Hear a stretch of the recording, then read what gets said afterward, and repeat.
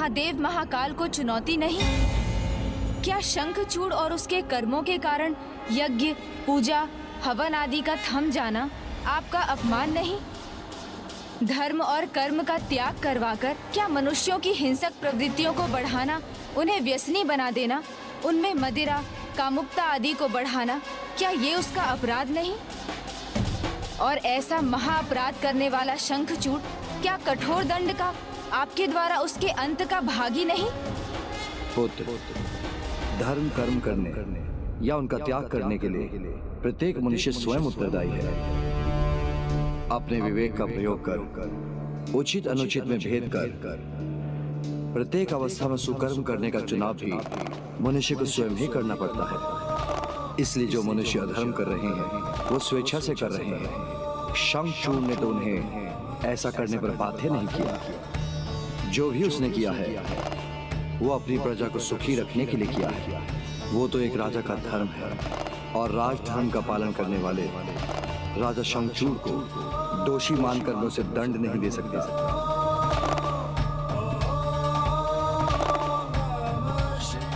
सर्वप्रथम हमें उसे ज्ञात कराना होगा कि जिसे वो अपनी प्रजा का सुख मान रहा है उसके कारण अधर्म का प्रचार हो रहा है।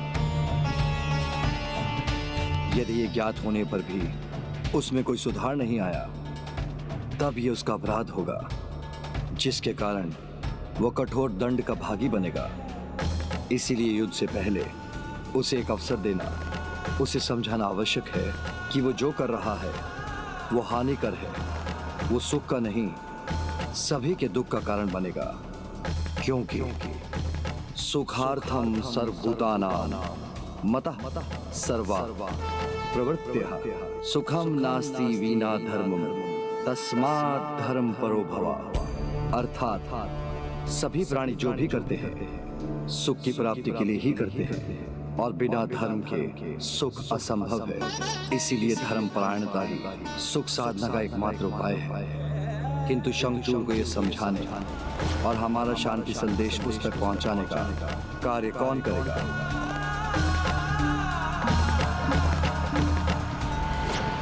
ये तो सर्वथा उचित कहा है पिताश्री ने। एवं ये शांति संदेश तो मेरे लिए भी एक सुनहरा अवसर होगा स्वयं शंखचूड़ के मुख से उसके वरदान के रहस्य को जानने का। किंतु स्वामी, वो असुर तो देवताओं का विरोधी है, इसीलिए किसी भी देवता के मुख से कुछ भी कहा जाएगा वो कदापि नहीं सुनेगा।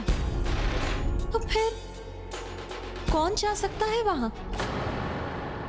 गंधर्व राज चित्रार्थ पुष्पदंत महान कृष्ण भक्त हैं और वो देवता भी नहीं, इसलिए शंखचूड़ उन्हें कोई क्षति नहीं पहुंचाएगा। उनकी बात वो अवश्य सुनेगा।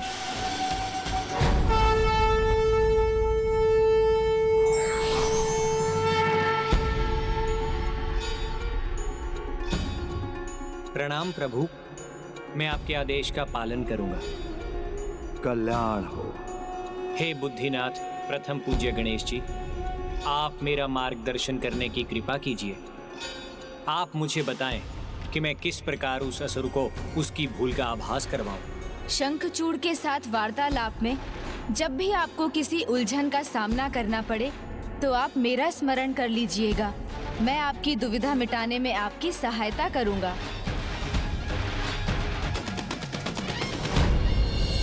अकारण तो नहीं आए होंगे आप, तो कहिए कौन हैं आप और क्या कहना है आपको?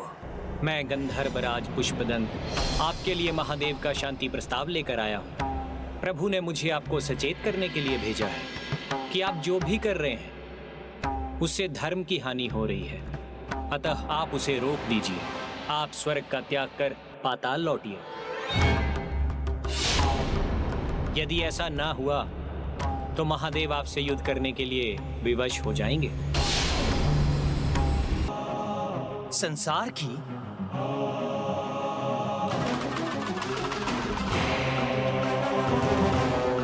कैसे?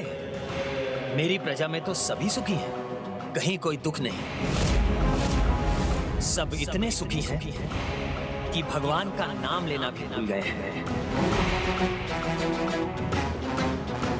भगवान का तो सब दुख में ही स्मरण करते हैं ना। तो बताइए मुझे गंधर्वराज,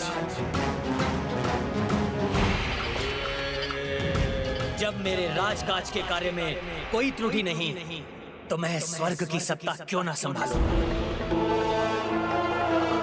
क्यों जाऊं मैं पाताल?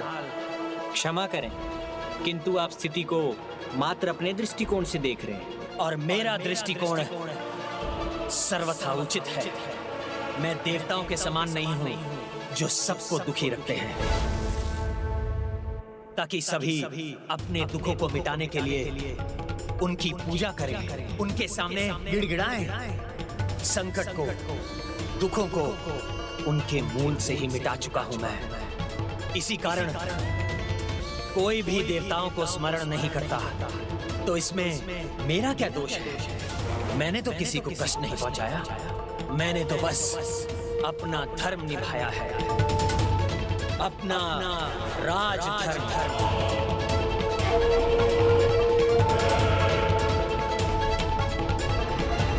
हे गणेश जी, हे बुद्धिदाता, शंखचूड़ के प्रश्नों के उत्तर मेरे पास नहीं। अब आप ही मेरी सहायता कीजिए, जिससे मैं उसे समझा सकूं।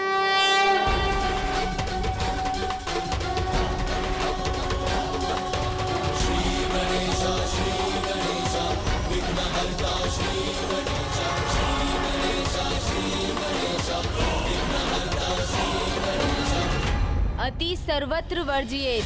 समय अनुसार सामान्य वर्षा तो आवश्यक है, किंतु अतिवृष्टि सब कुछ बहा ले जाती है और तब महामारी और रोग का प्रकोप बढ़ जाता है। सूर्य का ताप आवश्यक है, किंतु जब उस ताप की अति हो जाए तो वो सबको जलाकर नष्ट कर देता है और तब सभी प्राणी अन्न के एक एक दाने और जल की एक एक बूंद के लिए व्याकुल हो उठते हैं। इसीलिए अति से बचना चाहिए, उसका परिणाम सदैव हानिकारक होता है। आपके द्वारा अपनी प्रजा के लिए की जाने वाली भलाई की अति भी बुराई को जन्म दे रही है। उससे अधर्म और असंतुलन का विस्तार हो रहा है। आपसे भूल हो रही है नारायण भक्त शंखचूड़, बहुत बड़ी भूल। ईश्वर के प्रति आस्था और धर्म का पालन कुछ पाने की इच्छा से नहीं किया जाता। जिस प्रकार हम अपने बड़ों का आदर कुछ पाने की इच्छा से नहीं, अपितु उनके प्रति अपना आदर और सम्मान प्रकट करने के लिए करते हैं। यही धर्म है, यही सुकर्म है। किंतु आप मनुष्यों को यही विस्मृत कराना चाहते हैं। इसलिए आप अपनी भूल स्वीकार कीजिए शंखचूड़, और स्वर्ग का त्याग कर यहाँ से चले जाइए।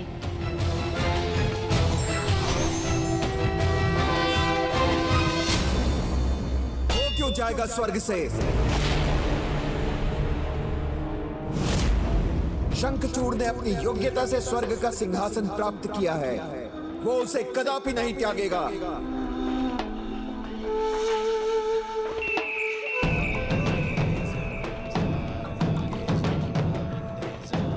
राजधर्म का पालन करना प्रत्येक राजा का धर्म होता है, वही शंखचूड़ कर रहा है। तो इसमें देवताओं को अधर्म दिखाई देने लगा? नहीं, अधर्म नहीं है ये, देवताओं का भय है, भय। क्योंकि अब शंखचूड़ ही नवीन देवता है। अब यहाँ उसका पूर्ण अधिकार है, इसलिए यहाँ जैसी इसकी इच्छा होगी वो वैसे ही अपना राजधर्म निभाने के लिए मुक्त है। उचित कहा गुरुदेव ने। मुझे देवताओं के अनुसार राजकाज करने की कोई आवश्यकता नहीं है। मैं अपनी इच्छा का स्वामी हूं, जो चाहूंगा वही करूंगा।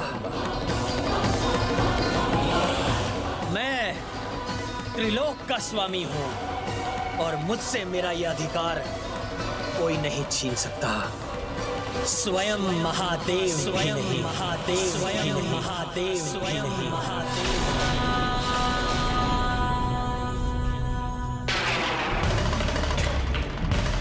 अब तुमने अपना चुनाव कर लिया है शंखचूड़, तो यही अवसर है तुम्हारे वरदान के रहस्य को ज्ञात करने का। स्वयं को देवता मानना बहुत बड़ी भूल है आपकी, क्योंकि इस भ्रम में आप महादेव के साथ युद्ध करने के लिए तत्पर हुए हैं। और महादेव के साथ युद्ध का एक ही अर्थ है, मृत्यु। मृत्यु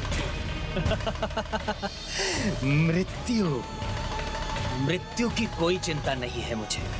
आप फिर भूल कर रहे हैं। मुझे ज्ञात है कि आपको ऐसे वरदान प्राप्त हैं जिनके कारण आप स्वयं को सुरक्षित समझ रहे हैं, किंतु प्रभु महादेव के सामने ना आपके वरदान टिक सकेंगे और ना ही आप। मुझे क्या वरदान प्राप्त है ये तुम्हें ज्ञात नहीं। हाँ, ये तो उचित है। हमें तुम्हारे वरदानों का ज्ञान नहीं, किंतु अब ये रहस्य स्वयं तुम उजागर करोगे शंखचूड़। आपने सत्य कहा। मुझे नहीं ज्ञात कि आपको कैसा वरदान प्राप्त है, किंतु इतिहास का ज्ञान है मुझे, और कदाचित आप ये भूल रहे हैं शंखचूड़, क्योंकि आपसे पहले भी बहुत शक्तिशाली असुर हुए हैं। जलंधर, अंधक, अंधक और त्रिपुरासुर, उनको भी यही विश्वास था कि उनके वरदान ने उनको अजेय बना दिया है, किंतु उनका विश्वास असत्य प्रमाणित हुआ और भयंकर अंत हुआ उनका। जब उसके पाप की गागर भरी, तब नारायण का वरदान भी जलंधर को महारौद्र महाकाल भगवान शिव से बचा ना सका, और ना ही अंधक और त्रिपुरासुर को ब्रह्मदेव के वरदान ही सुरक्षित रख सके। प्रभु महादेव ने इतने शक्तिशाली वरदानों को निरर्थक बनाकर उन असुरों के वध का भी उपाय ढूंढ लिया। तो तुम उनके सामने कहां सुरक्षित हो? तुम्हारा तो वरदान भी इतना शक्तिशाली नहीं। शक्ति है मेरे पास, मेरे वरदान की एक नहीं, ऐसे 2 वरदान हैं मेरे पास, जिनके कारण महादेव तो क्या, तीनों त्रिदेव भी आ जाए तो मेरा अनिष्ट नहीं, तीनों त्रिदेव भी आ जाए तो मेरा अनिष्ट नहीं कर सकते। ओह, कदाचित ये शंखचूड़ को उकसाकर उसके वरदान का रहस्य ज्ञात करना चाहता है। तुम्हारे वरदान की शक्ति तो तुम्हें ही ज्ञात है, किंतु जिस प्रकार तुम बोल रहे हो उससे तो ऐसा ही प्रतीत होता है कि तुम्हें अमरत्व का वरदान प्राप्त है। हाँ, हाँ, अमृत ही प्राप्त है मुझे।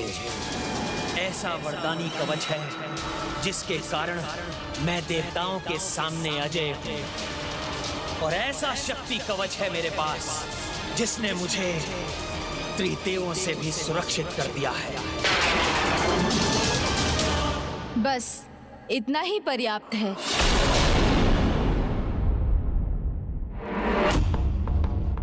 तो मैं क्या समझूं? आप ये जानकर कि आप जो कर रहे हैं उसका परिणाम क्या है, फिर भी आप महादेव के साथ युद्ध करने के लिए तत्पर हैं? तत्पर भी हूं और प्रस्तुत भी। कोई भी आए युद्ध तो मैं करूंगा ही, फिर वो चाहे महादेव ही क्यों ना हो।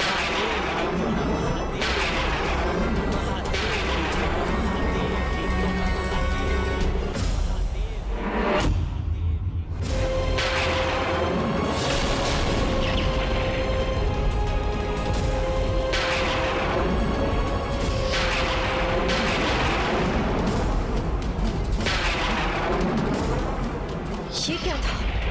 मेरे हृदय को कंपित कर दिया इस भयंकर विद्युत ने।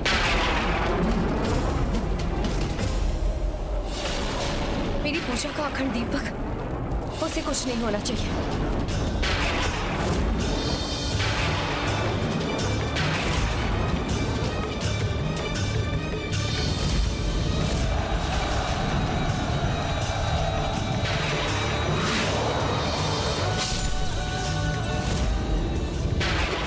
कैसे दृश्य दिखाई दे रहे हैं मुझे।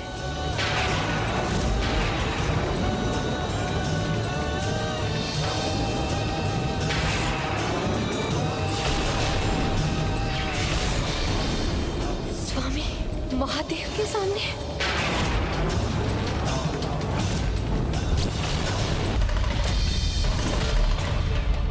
चुनौती दी है उसने, मात्र मुझे नहीं, मेरी संपूर्ण सेना को युद्ध के लिए ललकारा है।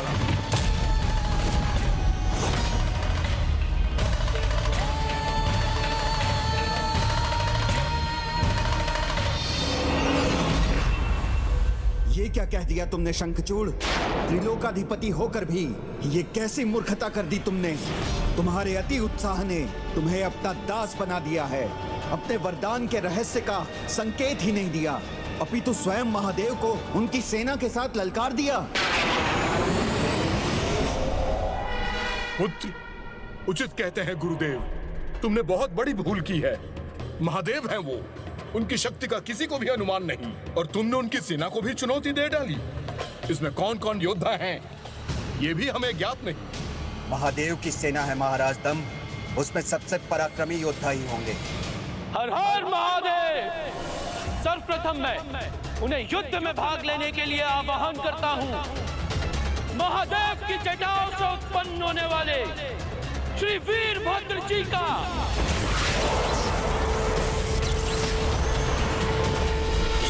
और माता भद्रकाली का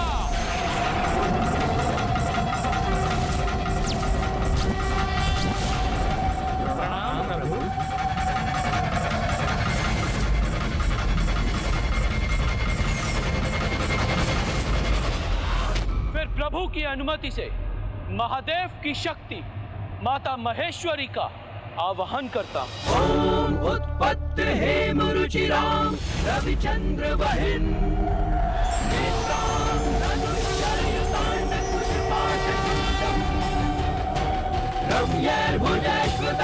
प्रणाम माता। रामेश्वरी हरि भजामि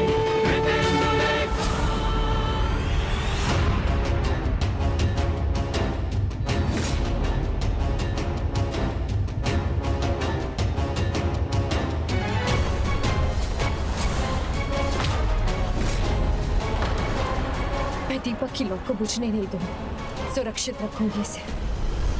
अब मैं आह्वान करता हूँ 33 कोटि देवताओं का, जिनमें 12 आदित्य हैं, जो प्रभु महादेव की कृपा से महर्षि कश्यप की संतान के रूप में जन्मे हैं और संसार में प्रकाश और पूजा के कारक हैं।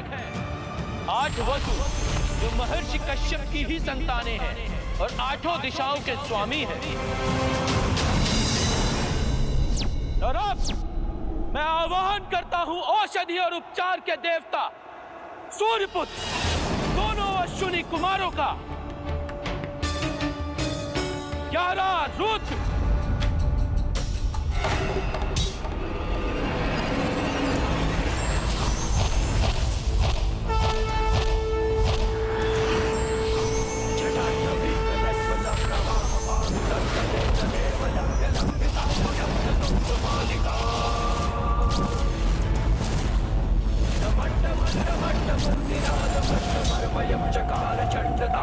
प्रणाम प्रभु।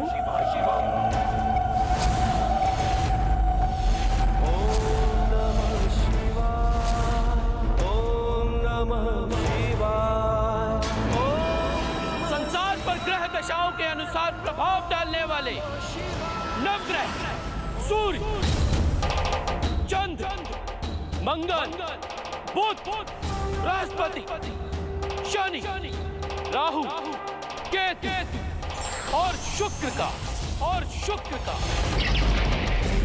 हाँ, उचित सुना तुमने। मेरा भी आह्वान किया है नंदी जी ने, इसीलिए मुझे भी महादेव की सेना का भाग बनने के लिए जाना होगा।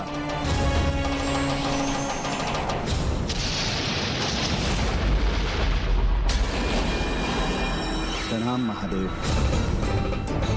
अब मैं आह्वान करता हूँ गणाधिपति प्रथम पूज्य विघ्नहर्ता श्री गणेश जी का और देव सेनापति स्वामी कुमार कार्तिकेय का, और अंत में महादेव के प्रियगण शिवगण और भूत प्रेत भी सेना का भाग बने। हर हर महादेव, हर हर महादेव। ऐसी विशाल सेना की कल्पना तो नहीं की थी मैंने।